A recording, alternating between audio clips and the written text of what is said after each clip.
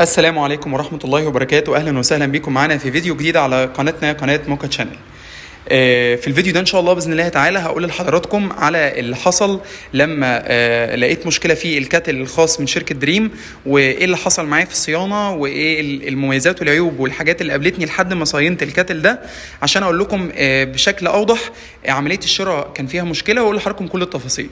بس كالعادة في بداية الفيديو بطلب منكم دايما إن أنتوا تدعمونا على قناتنا من خلال إن أنتوا تعملوا لايك للفيديو وتعملوا سبسكرايب عندنا في القناة وتفعلوا زر الجرس عشان يوصل لكم كل جديد. يلا بينا نبدأ ونقول بسم الله الرحمن الرحيم. طبعا اللي ما شافش الجزء الاولاني من الفيديو الخاص بالانبوكسنج للغلايه او الكاتل من شركه دريم، الغلايه دي كنا شاريينها بالظبط من حوالي من اسبوع او من 10 ايام، وكنا بنعمل لها انبوكسنج وقلنا المميزات بتاعتها كلها. اللي ما شافهاش يرجع يشوفها. هي 2.2 لتر ما شاء الله، الكاتل كبير، بس لقينا فيه مشكله واحنا بنصور واحنا بنعمل انبوكسنج للكاتل، وكان المشكله في زرار الباور.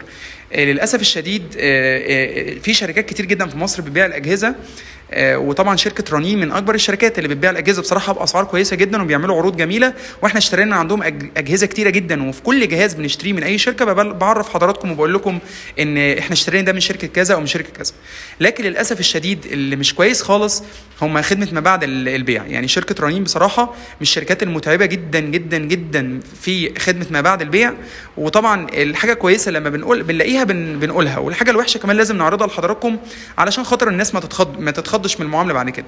انا اتصلت على خدمه العملاء بتاعت شركه رنين عشان اقول لهم ان انا لقيت في الكاتل ده مشكله، رغم ان انا المشكله دي حصلت في الانبوكسنج. يعني كنت لسه مشتري الجهاز وبجربه في يومها، اتفاجئت بيهم بيقولوا لي حضرتك احنا مش هينفع نعمل استرجاع للمنتج غير لما ترجع للوكيل او الشركه الاصليه اللي هي شركه دريم، علشان خاطر يعملوا تقرير فني.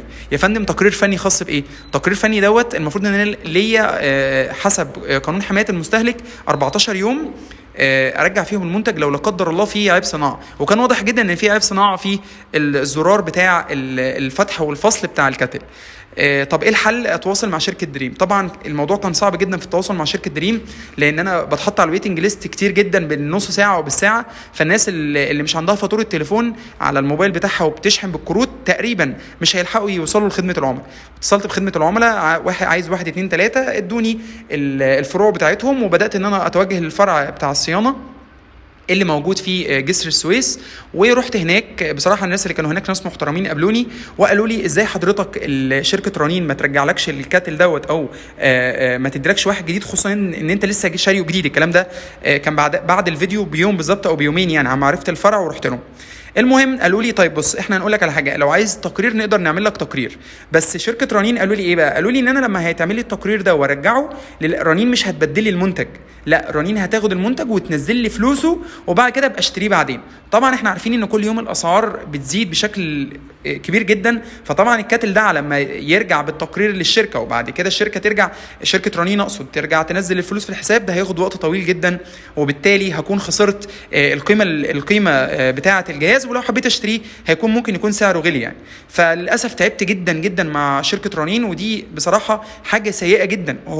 هم الصراحه منتجاتهم كويسه، يعني كل المنتجات اللي اشتريتها من رنين قبل كده منتجات ممتازه وكويسه، وكمان يعني منتجات بتبقى كويسه والحاله بتاعتها بتبقى كويسه. لكن دي اول مره يحصل مشكله، وبصراحه خدمه العملاء بتاعتهم سيئه جدا جدا جدا. والقوانين بتاعتهم لو بشتري من على امازون او من على جوميا والمنتج فيه مشكله، المنتج بيرجع فورا، ولما بيرجع حضرتك بتاخد فلوسك وبتاخد حاجتك، مفيش فيها اي مشكله خالص. لكن للاسف اللي انا شفته من خدمه ما بعد البيع من رنين للاسف مش كويسه خالص، وقصه التقرير دي حاجه سيئه جدا. المهم رحت للشركه بتاعت طنطاوي جروب، بصراحه الناس هناك محترمين جدا، خدوا الكاتل وقال لي هنعمل لك التقرير.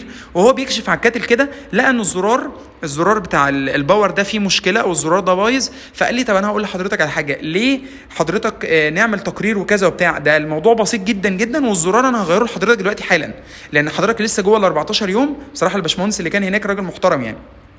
بالفعل خد الكاتل 5 دقايق بالظبط، غير الزرار ده، غير القطعه ديت وحط قطعه جديده، وما خدوش مني اي فلوس هناك.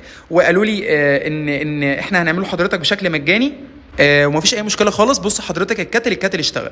طيب لو لا قدر الله كان في مشكله بقى كبيره، كنت هخسر الكاتل ومش هيتم استبداله للاسف. لا ده انا كبيري قوي ان هم هيرجعوا لي الفلوس يحطوها في الحساب. فاحنا الحمد لله جبناه. المهندس اللي كان هناك كان راجل كويس جدا وشاطر، وعمل لي المشكله وصلحها لي، وبصراحه ما خدوش مني فلوس. شركه دريم ناس محترمه يعني.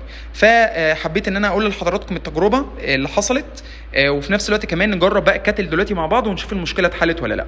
هنحط كده مع بعض الفيشه، ادي الفيشه بتاعت الكاتل اهي، هنحطها بسم الله. بصوا حضراتكم كده، انا كده حطيت الفيشه. لو حضراتكم قارنتوا الفيديو ده بالفيديو الاولاني بتاع الانبوكسنج، اول ما حطيت الفيشه في الكهرباء ساعتها اللي حصل ان الكاتل اشتغل دايركت، يعني اشتغل مباشره من غير ما الزرار ده يتفتح. يعني الزرار ده كان كانه مش موجود، كان محطوط كده بس عياقه وكان بايظ، فده اشتغل ساعتها اوتوماتيك ومن غير حتى ما اتحكم في الزرار. لكن دلوقتي بصوا حضراتكم كده، بسم الله الرحمن الرحيم، هنفتح بقى الزرار. شايفين حضراتكم بسم الله ما شاء الله الكاتل بدأ ان هو يشتغل. فالمهندس قال لي ان دي حاجه شائعه جدا في الكاتلز او في الغلايات، ودي حاجه بسيطه خالص ما فيش منها اي مشكله. يعني دي حاجه بسيطه وحلها لي الحمد لله. زي ما حضراتكم شايفين كده الكاتل اشتغل وهيبدأ يغلي الميه عادي جدا، ما فيش اي مشكله. الاضاءه اللي بايده تطفي دي بس عشان كاميرا الموبايل، لكن هي طبعا الاضاءه ثابته. انا قلت لحضراتكم الكلام ده في الفيديو اللي فات. طيب بس كده دي كانت التجربه بتاعتي. في حاجه اخيره عايز اقولها لحضراتكم برضو بالنسبه لي الاسعار. الاسعار ممكن تختلف من مكان للتاني. ممكن السعر اللي انا اشتريته بيه تبصوا تلاقوا في مكان تاني ممكن يبقى ارخص، ممكن يبقى اغلى، على حسب المكان اللي حضرتك بتشتري منه المنتج، او على حسب التوقيت كمان والعروض اللي بتبقى موجوده. بس دي كانت تجربه. الكاتل زي ما حضراتكم شايفين شغال ما شاء الله. وخليكم معايا على ما الكاتل الميه بتاعته تغلي، واول ما هتغلي الزرار هيطفي والنور هيطفي، نتاكد بس ان المشكله اتحلت وكله بقى تمام التمام. خليكم معايا كده. خلاص اهو الميه بتغلي.